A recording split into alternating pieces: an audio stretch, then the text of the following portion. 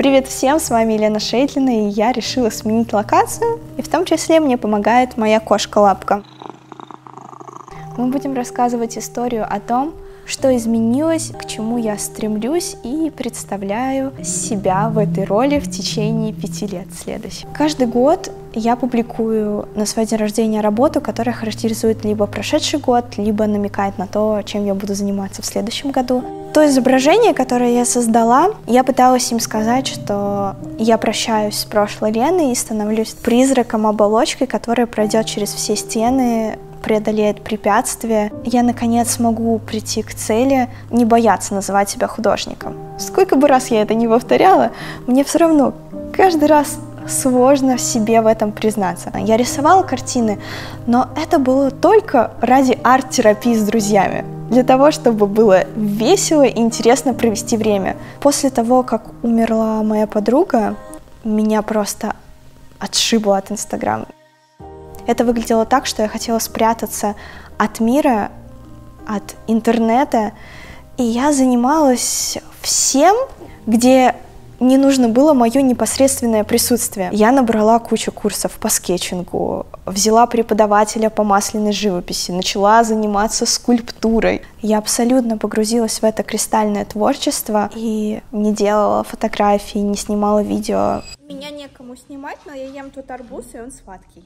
Просто собирала ту информацию, которая уже была сделана для того, чтобы подавать какие-то признаки жизни. Но меня спасли 3 месяца, когда мы с Женей поехали путешествовать. Первый месяц. Это февраль. Мы поехали с Женей изучать английский. Наконец-то сделала шаг к тому, чтобы не бояться общаться с людьми, именно с иностранцами. Когда я встречаюсь с ними, я не боюсь сейчас выражать свои мысли. Второй месяц. Мы поехали в Лос-Анджелес. И там одним прекрасным днем я действительно просыпаюсь и понимаю, что хочу открыть свое арт-пространство. Нет месту ожидания, нужно действовать.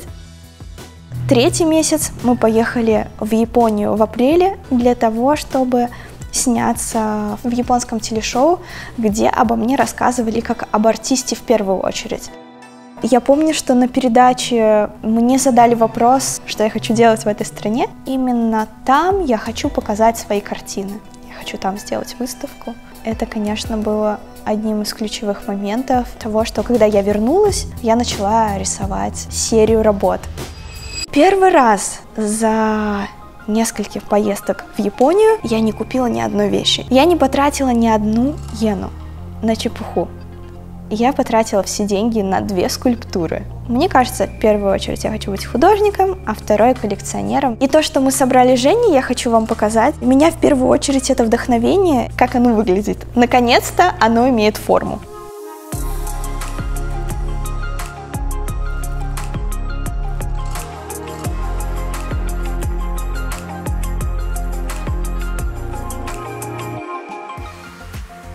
В мае я поехала в Нью-Йорк на Фриз. Это крупнейшая ярмарка современного искусства.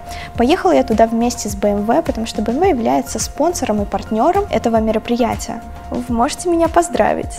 Мои работы были в самых крупных галереях современного искусства в Нью-Йорке.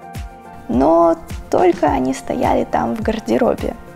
Потому что у нас заранее не получилось договориться с организаторами, и мы просто так в течение 5 дней с Женей таскали эти большие сумки с работами, но было весело.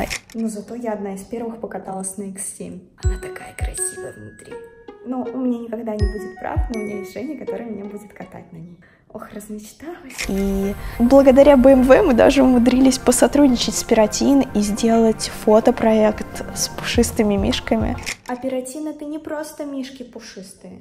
Пиротин — это крупнейшая галерея современного искусства, которая находится во Франции, находится в Нью-Йорке, в Токио, в Гонконге. Поездка в то же время и немного грустная. Я, наконец, как будто сняла розовые очки и почувствовала себя обычной смертной, что у меня может что-то не получиться.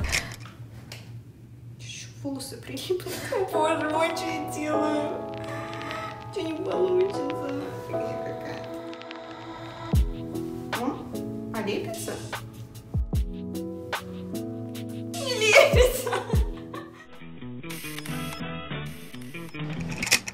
Блин, жизнь Жизнь подкидывает мне просто какую-то дичь. Когда-нибудь мазали лицо клеем?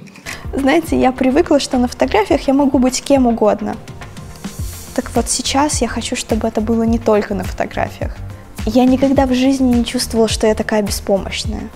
А сейчас я нашла галерею, где я хочу выставляться, и они сказали, что помогут мне в организации моей выставки и создадут книгу с моими работами. Так что не хочу сглазить, но я очень-очень-очень хочу, чтобы все получилось. На следующий год я точно должна выложиться по полной и выложиться в галереях тоже. Ух! Я так много вам рассказываю об искусстве в моей жизни, но вы, наверное, заметили, что фотографий и вообще контента у меня стало намного меньше.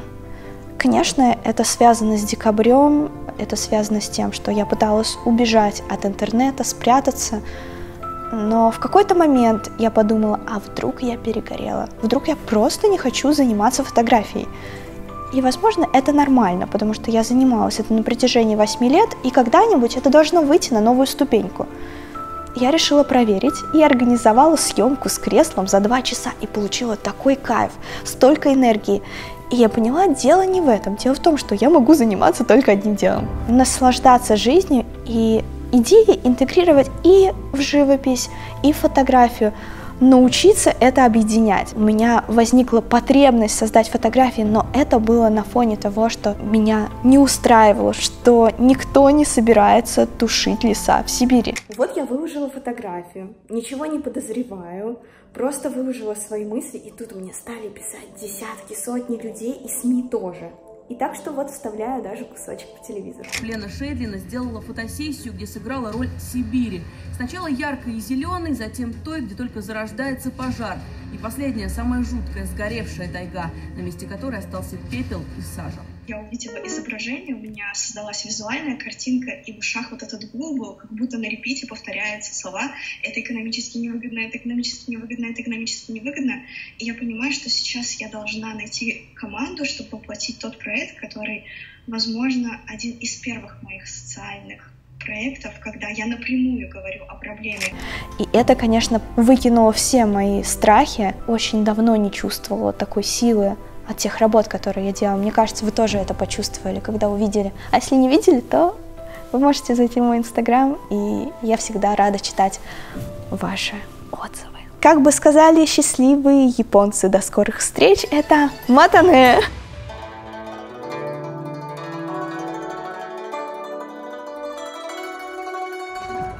Женя, тут мухи. Как по-английски? Fly. Какие они? Надоедливые.